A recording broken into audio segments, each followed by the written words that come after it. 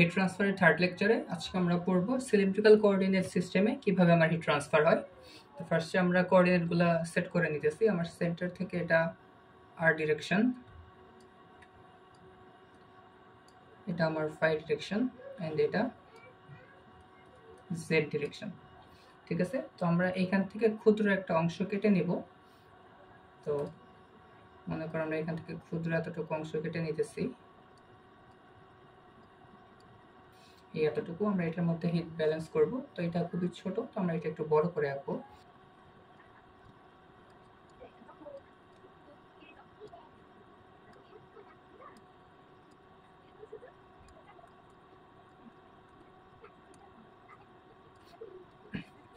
তো এইটা হবে আমার আর ডিরেকশন। তো আমার হিট এই দিক দিয়ে এন্টার করতে পারে আর এই দিক দিয়ে আউট হয়ে যাবে। হিট এই দিক দিয়ে এন্টার করতে পারে, এন্টার করলে এই দিক দিয়ে আউট হয়ে যাবে, বা হিট এই দিক দিয়ে এন্টার করবে, করে এই দিক দিয়ে আমার বের হয়ে যাবে। তো আমার যেটা হিট ঢুকতেছে এটা আমি বলতেছি আমার কিউ আর, যেহেতু এটা আর ডিরেকশন, তো যেটা বের হবে সেটা হলো কিউ আর প্লাস ডিআর। আর প্লাস ডিআর কেন? এই ক্ষুদ্র অংশটা এখান থেকে এতটুকু, এটা ডিআর আমি ধরে নিতেছি, এটা খুবই ক্ষুদ্র একটা অংশ ডিআর। সিমিলারলি এখান দিয়ে আমার হিট ঢুকতেছে কিউ ফাই, যেটা বেরোয় যাবে সেটা হবে Q phi plus D phi. Similarly এখানেও আমার হিট ইন্টার হইতেছে কিউ জেড, কারণ এটা জেড ডিরেকশন, তাই কিউ বেরোয় যেতেছে Q Z plus D Z. তো আমার এখানে হিট ব্যালেন্স করতে হবে। আচ্ছা, আমার এই সিস্টেমটার মধ্যে এখন হিট ব্যালেন্স করতে হবে।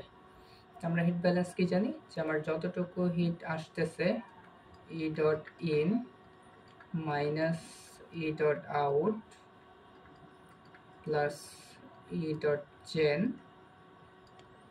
Equals to E dot stored. এখন আমার প্রতিটা টার্ম আলাদা আলাদা করে বের করে নিতে হবে। তো আমি first E dot stored equals to কি হয় সেটা দেখি। ই ডট স্টোরড মানে আমার এনার্জি স্টোরের রেট। তো এনার্জি স্টোরের রেটটা কি হবে? আমরা জানি এনার্জি স্টোর হলো এম সিপি ডিটি, এটা হলো এনার্জি স্টোর। তো আমি যে এনার্জি স্টোরের রেট, তাহলে আমার কি করতে হবে, এটা টাইমের সাপেক্ষে ডিফারেন্সিয়েট করে দিতে হবে। এন্ড আমরা জানি M equals to rho V, তো rho CP DT by DT. এটার জন্য ভি কত হবে? ডিভি, কারণ এটা খুব ক্ষুদ্র একটা ভির জন্য আমি ক্যালকুলেট করতেছি। আচ্ছা, ডিভিটা কত সেটা আমি এখানে আলাদা করে একটু ক্যালকুলেট করে নিই। ডিভি ইকুয়ালস টু হবে আমার এইটার আয়তন। এটার আয়তন কত? এটার আয়তন আমি যদি খুব ক্ষুদ্র অ্যাঙ্গেল পরিবর্তনের জন্য ক্যালকুলেট করি, তখন আমার এই কার্ভটা প্রায় স্ট্রেট হয়ে যাবে। তো আমার এই তিনটা সাইড গুণ করলে যা হবে তাই হবে আমার এটার আয়তন। তো আমার এই এতটুকু কতটুকু? এতটুকু হবে আমার আর ডি ফাই। কেন আর ডি ফাই? কারণ আমি জানি যে S equals to R phi বা আর থিটা আমরা আগে পড়ে আসছি। তো এখানে যেহেতু আমার অ্যাঙ্গেলের পরিবর্তনটা খুব ছোট, এই জন্য আমি লিখতেছি আর ডি ফাই। এতটুকু কতটুকু? আমার এতটুকু ডিআর, অ্যান্ড আমার জেড অ্যাক্সিসের কত, এই এতটুকু হলো ডিজেড। দেন আমার টোটাল ভলিউমটা কত হইতেছে? R D phi DR DZ. তো এই জিনিসটা আমি এখানে রিপ্লেস করে দেব, rho CP DT by DT R D phi DR DZ. E dot gen, E dot gen equals to কি হবে? E dot gen equals to হবে কিউ ভি ইন্টু ডিভি। এখানে কিউ ভি কি? কিউ ভি হলো heat generation rate, heat generation rate per volume. তো এটা যেহেতু heat generation rate per volume, তাহলে এটাকে যদি আমি ডিভি দিয়ে গুণ করি তাহলে আমি টোটাল হিট জেনারেশন রেটটা পাবো। তো এটা ইকুয়ালস টু আমি লিখতে পারবো কিউভি ইন্টু, একটু আমি ডিভির ভ্যালু বের করছি, আর ডি ফাই ডিআর ডিজেড। এটা হলো আমার ই ডট জেন। আমার ই ডট ইন কি, আমার ই ডট ইন হলো Q R, Q phi and Q Z, আর ই ডট আউট কি Q Z plus D Z and Q R plus D R and Q phi plus D phi. তো আমার Q in নিয়ে কোনো extra কাজ করতে হবে না, কিন্তু কিউ আউটটাকে একটু মডিফাই করে নিতে হবে। আমার E dot out equals to Q R plus D R plus Q phi plus D phi plus Q Z plus D Z. তো আমরা এখন প্রতিটা টার্ম যদি টেলর এক্সপেনশন করি তাহলে আমরা পাবো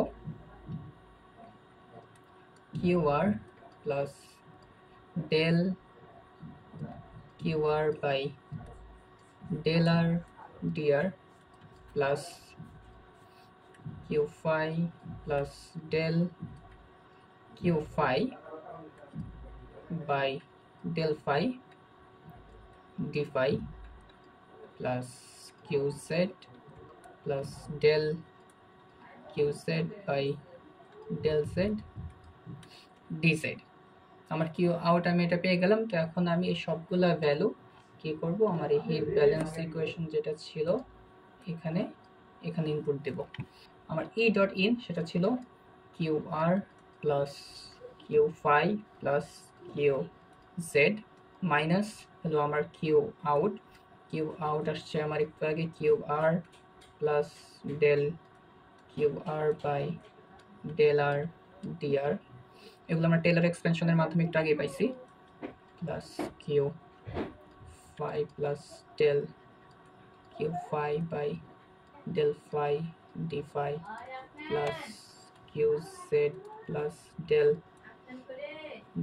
Z Q Z D Z plus Q V into R, এটা হলো আমার ই ডট জেন যেটা ছিল Q V R D R D phi D Z equals to আমার ই ডট স্টোর্ড কি ছিল rho CP DT by DT R D R D phi D Z. তো এখান থেকে আমার Q R Q phi Q Z and Q Z cancel out হইতেছে। তো আমার থাকবে minus del Q R by del R D R minus del Q phi D phi minus del Q Z by del Z D Z plus Q V R D phi D Z equals to rho CP DT by DT R D phi D Z. তো এখানে আমাদের প্রতিটা যে q আর Q phi এবং q z এদের জন্য আমরা Fourier ল apply করব। তো এগুলো আলাদা আলাদা করে আমরা বের করে নিই, করে এখানে ইনপুট দিয়ে দেব। কিউ আর ইকুয়ালস টু কি ছিল minus K A del T by del R. তো এখানে এ বলতে কি, এ হলো আমার এই আর ভ্যালুর জন্য ক্রস সেকশনাল এরিয়া। তো আমি এটাকে এ আর লিখতে পারি। যখন আমার আর ডিরেকশনে ইনপুট হইতেছে হিট, তখন আমার যখন ক্রস সেকশনাল এরিয়া হবে এতটুকু। এই এরিয়াটা কতটুকু, এটা হলো আমার R D phi into D Z. তো এখন আমি লিখতে পারবো মাইনাস কে এ আর কত হবে, এ আর এর ভ্যালু আসতেছে আমার R D phi D Z del T by del R. Q phi equals to কত হবে minus K A phi del T by del phi. কিন্তু আমরা জানি এখানে ফাইটা হলো অ্যাঙ্গেলের তো কোনো মাত্রা নাই, তাহলে এটা কত আসতেছে আমার, যদি এইটা আসলে হিট ট্রান্সফার বুঝাইতে হয় তাহলে আমরা একটু আগে দেখছি যে এখানে আমার নিচে কি থাকতে হবে, একটা লেন্থের ইউনিট থাকতে হবে। তো আমার ফাইয়ের তো কোনো মাত্রা নাই, তো এর জন্য আমার এই ইকুয়েশনটাকে হোমোজেনাস বানানোর জন্য, এই লেফট সাইড আর রাইট সাইড হোমোজেনাস বানানোর জন্য আমি কি করব, এখানে একটা নিচে আর দিয়ে গুণ করব, তাহলে এটা থাকতেছে minus K A phi. A phi বলতে এই যে ফাই ডিরেকশনে যদি আমার হিট আসে তাহলে এটার জন্য ক্রস সেকশনাল এরিয়া, এটার জন্য ক্রস সেকশনাল এরিয়া হবে এতটুকু।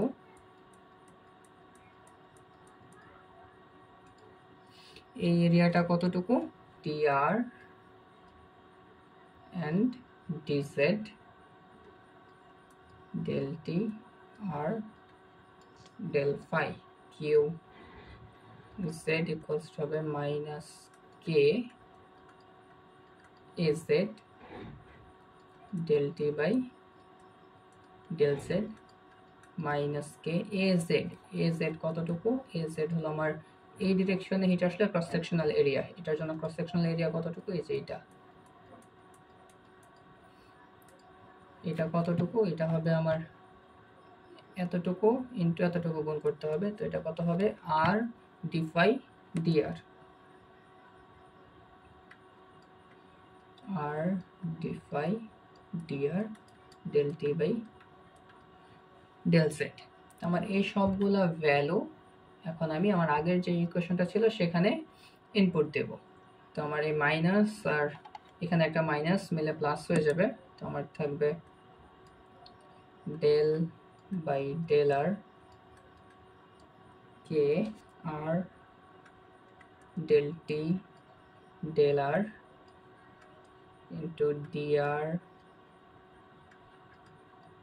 d phi dz plus del by del phi k del t r del phi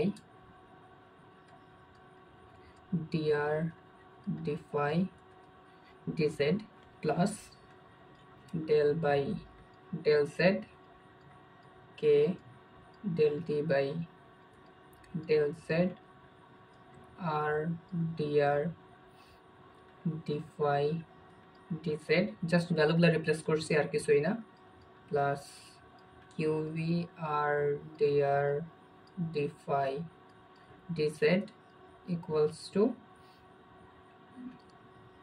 rho cp del t by del t dr d phi dz into r। এখন আমার এই পোর্শনটা এই dr d phi dz এটা equals to কত? আমরা একটু আগে দেখছি যে r dr d phi dz equals to dv, তাহলে dr d phi dz এটা ইকুয়ালস টু কত হবে? dv by r। তো dr d phi dz এটার জায়গায় আমরা dv বাই r বসাইতে পারবো, তো ভ্যালু ইনপুট করে দিই।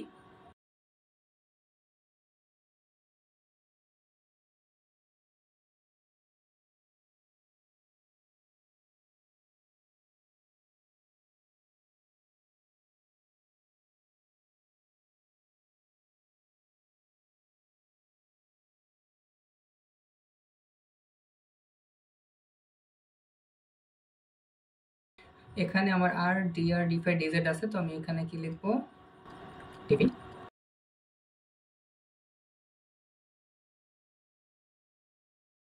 তোমার সব পাশ থেকে dv dv ক্যান্সেল আউট হয়ে যাবে, তাহলে আমার থাকতেছে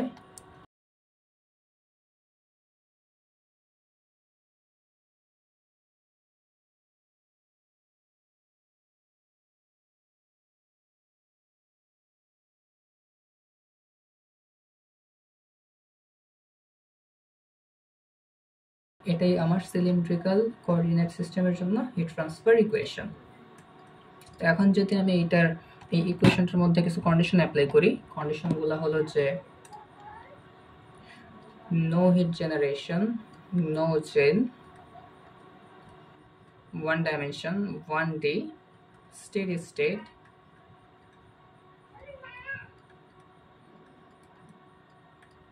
তাহলে আমি কি পাবো? নো জেন মানে আমার কিউভি থাকবে না, তো নো জেন যদি হয় তাহলে আমার এই ইকুয়েশনের মধ্যে কিউভিটা 0 হয়ে যাবে। ওয়ান ডাইমেনশন মানে একটা ডাইমেনশন হবে, তো আমার ফাই ডাইমেনশন অ্যান্ড জেড ডাইমেনশনও থাকবে না। অ্যান্ড স্টেডি স্টেট বলতে কি বোঝায়, যে del T by del t, এই ভ্যালুটা এই এতটুকু, এটা কত 0। এটা যদি 0 হয় তাহলে এই পাশ টোটালটাও কত হয়ে যাবে 0। তাহলে আমি যদি এই 3টা কন্ডিশন অ্যাপ্লাই করি তাহলে আমার ইকুয়েশনটা খুব ছোট হয়ে যেতেছে, এরকম থাকবে 1/r del by del r kr del t by del r equals to 0। তো এখন এটার সাথে যদি আমি আরেকটা কন্ডিশন অ্যাপ্লাই করি, যে কনস্ট্যান্ট কে, তাহলে কি হবে, এই কেটা বাইরে চলে আসতে পারবে। কেটা যদি বাইরে চলে আসে তাহলে আমি এটা লিখতে পারবো যে del by del r r del T by del r equals to কত 0। তো এখানে যেহেতু আমার একটাই মাত্র ভ্যারিয়েবল, তো আমি ডেলগুলারে ডি দিয়ে লিখতে পারবো, কারণ তখন আর আমার পার্শিয়াল লাগবে না, আমি জাস্ট নর্মাল ডেরিভেটিভ করলেই হবে। তো আমি এটাকে এভাবে লিখতে পারবো যে d by dr r DT by DR equals to 0। তো এখন আমি এটা টির জন্য সলভ করতে চাই, তো আমার কি করতে হবে, দুইবার ইন্টিগ্রেট করতে হবে। তো একবার ইন্টিগ্রেট করলে কি থাকবে, R DT by DR equals to এখানে কত হবে c1,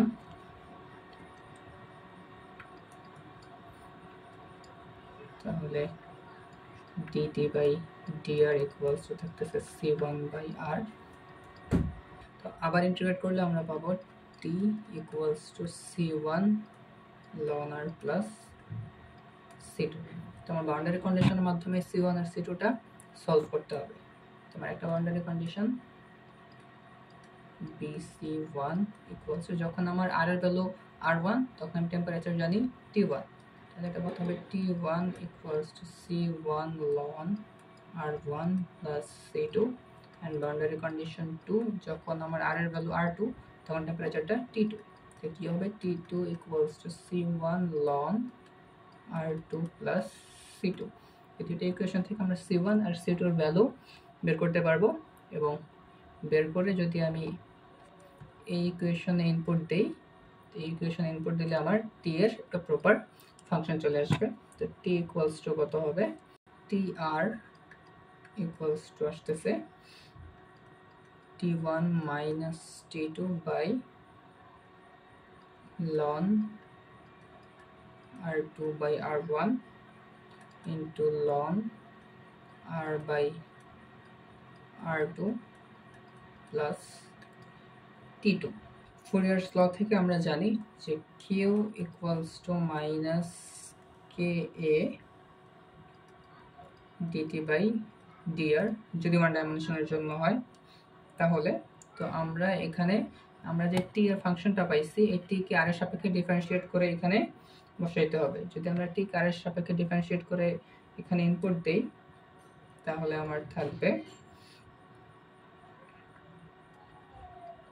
2 pi kl into t1 minus t2 by ln r2 by r1। এখানে 2 পাই l এটা কোত্থেকে আসছে, 2 পাই l এটা আমরা এরিয়ার ভ্যালুটা বসাই দিছি, তারপর একটা r ক্যান্সেল আউট হয়ে এতটুকু রয়ে গেছে, বুঝাইতে পারছি।